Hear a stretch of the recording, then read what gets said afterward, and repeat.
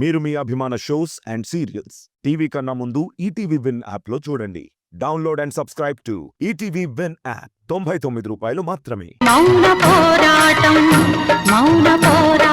బావ నావాడు, నా కోసం పుట్టాడు, నన్నే చేసుకుంటాడు, నాతోనే పిల్లల్ని కంటాడు. నీ కూతుర్ని నా బావ చేసుకోడు, చేసుకోనివ్వను. అయ్యో, ఇక నుంచి సౌందర్య నా బావని కలవకూడదు, చూడకూడదు, మాట్లాడకూడదు.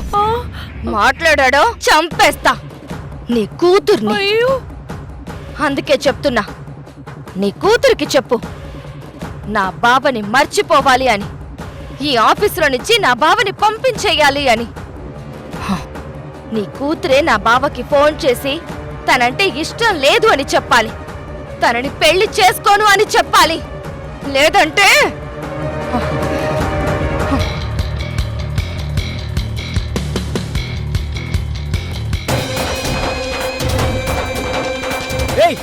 సతీ ఏమైంది? అమ్మా, ఆమె మీ మీదకి పెద్ద బండరాయి తీసుకొస్తుందమ్మా.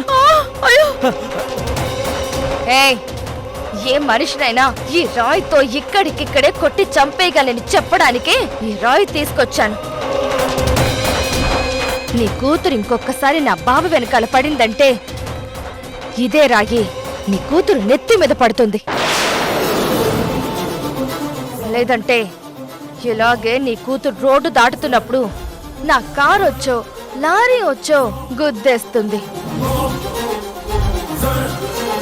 నీ కూతురు బ్రతకాలి అనుంటే వెంటనే నీ కూతుర్ని నేను చెప్పినట్టు చెయ్యమను. లేదంటే రేపేదైనా జరిగిందే అనుకో, నీ ఇష్టం.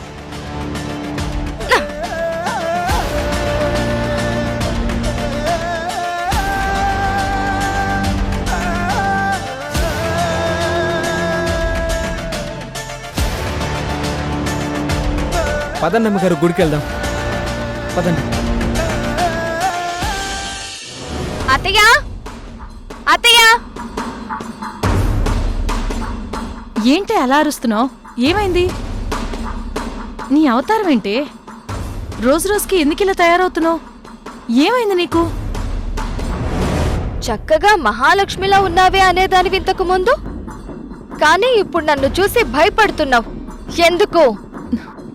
నీ కొడుకు వల్ల.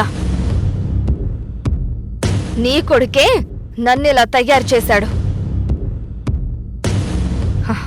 చక్కగా తనని ప్రేమిస్తూ దేవతలా ఉందామనుకున్నాను, కానీ తను ఇంకెవరినో ప్రేమించి నన్ను నిజంగానే రాక్షసిలా చేశాడు. అది కాదే, వాడెవరినో ప్రేమించాడని నువ్విలా తయారవడం ఎందుకు? నాకు వెధవ నీతి సూత్రాలు చెప్పకు. మంచితనం మిగిలిన చోట నీతి నిలబడుతుంది, దుర్మార్గం ఉన్న చోట నీతి మాటలు చెప్తే మంటెక్కిస్తుంది. నువ్వు నాకు చెప్పడం కాదు, నీ కొడుక్కి చెప్పు. ఆ సౌందర్యని ప్రేమించొద్దని చెప్పు, దానితో కలిసి తిరగొద్దని చెప్పు. వాడికి చెప్పి చూశాను, కానీ వాడు వినడం లేదు. ఖచ్చితంగా సౌందర్యని పెళ్లి చేసుకుంటానంటున్నాడు. పైగా వాళ్ళందరూ మా ఇంటికొచ్చి సంబంధం నిశ్చయం చేసుకుని వెళ్లారు. నందిని, నేను నీకు మేనత్తను కదా. నీకు తల్లి చనిపోతే పుట్టినప్పటినుంచి నేనే నిన్ను చూసుకున్నాను. ఆ ప్రేమతో నీకొక్క మాట చెప్పాలనుకుంటున్నాను, వింటావా? చెప్పే. చరణ్కి నువ్వంటే చాలా ఇష్టం, కానీ ప్రతి మనిషికి ఇష్టం వేరు, ప్రేమ వేరుగా ఉంటుంది. నీకు మీ నాన్నంటే ఇష్టం ఉంది, కానీ ప్రేమ లేదు. మీ బావంటేనే ప్రేమ ఉంది, కానీ తల్లిదండ్రుల మీద ప్రేమ ఉండాలి. కాబట్టి నువ్వు మీ నాన్నని ప్రేమించమని చెప్తే ఓ కూతురుగా ఆ ప్రేమని మీ నాన్న మీద చూపించగలవా? లేదు కదా. చరణ్ కూడా అంతేనమ్మా. వాడికి నువ్వంటే చాలా ఇష్టం ఉంది, కానీ వాడి ప్రేమ వేరే మనిషి మీద ఉంది. ఇప్పుడు నీ మీదున్న ఇష్టాన్ని ప్రేమగా మార్చుకోమని నువ్వు వాడి వెంట పడుతున్నావు. వాడు ప్రేమించిన దాన్ని మర్చిపోమంటున్నావు. ఇది జరిగేదేనా చెప్పు? అందుకే నువ్వే కొంచెం అర్థం చేసుకోవాలి నందిని. వాడికి సౌందర్యతో నిశ్చితార్థం జరిగిపోయింది. వాడు ఆ అమ్మాయితో జీవితం పంచుకోవాలని పూర్తిగా నిర్ణయించేసుకున్నాడు. ఇప్పుడు వాడి వెనక పట్టం న్యాయం కూడా కాదు. నీకిది కొంచెం కష్టంగానే ఉంటుంది, కానీ చెయ్యక తప్పదమ్మా. నువ్వు ఈ ఇంట్లోంచి వెళ్ళిపో, చరణ్ని మర్చిపో.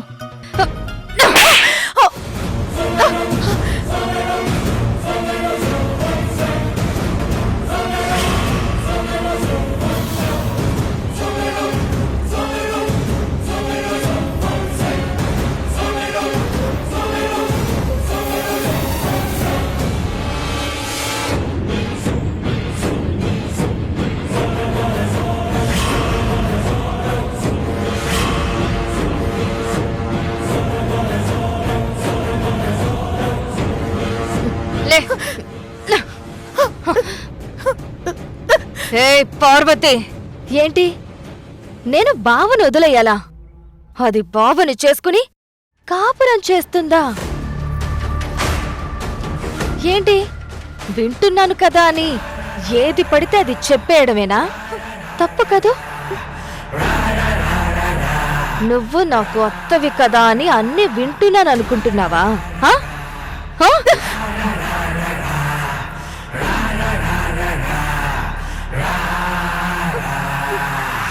మళ్ళీ ఇంకోసారి బావని మర్చిపో, నువ్వు మారిపో, దూరంగా వెళ్ళిపో, మీ నాన్న పంచన చేరిపో అని వెధవ సలహాలు చెప్పావంటే చంపేస్తా.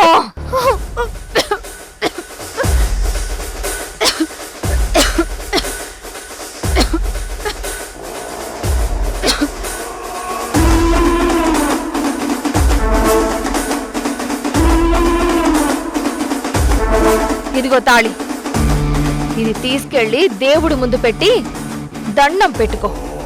దేవుడా, నందినియే నా కోడలవ్వాలి, నందిని మెళ్ళోనే నా కొడుకు ఈ తాళి కట్టాలి, సౌందర్యతో పెళ్లి ఎలాగైనా చెడగొట్టే దేవుడా, హ, నందినికి నా కొడుక్కి పెళ్లి జరిపించు అని వేడుకో. తీసుకో తాళి, తీసుకో, వెళ్ళు, దేవుడి ముందు పెట్టు.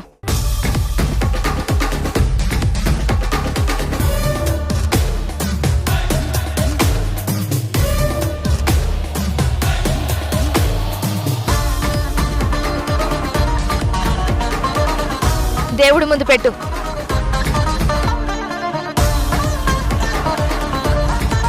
ఇప్పుడు నేను చెప్పింది కోరుకో. చెప్పు, నేను చెప్పిందంతా చెప్పు. దేవుడా, నందినియే నా కోడలవ్వాలి, చరణ్ నందినికే తాళి కట్టాలి, నందినికి చరణ్కి పెళ్ళవ్వాలి, చరణ్ నందినిని మర్చిపో. ఏయ్! కాదు కాదు, చరణ్ సౌందర్యాన్ని మర్చిపోవాలి. అది గుర్తు పెట్టుకో. మళ్ళీ ఇంకొకసారి బావకి సౌందర్యతో పెళ్లి చేయాలని చూసావంటే అప్పుడు ఈ నందిని అంటే ఏంటో చూపిస్తాను.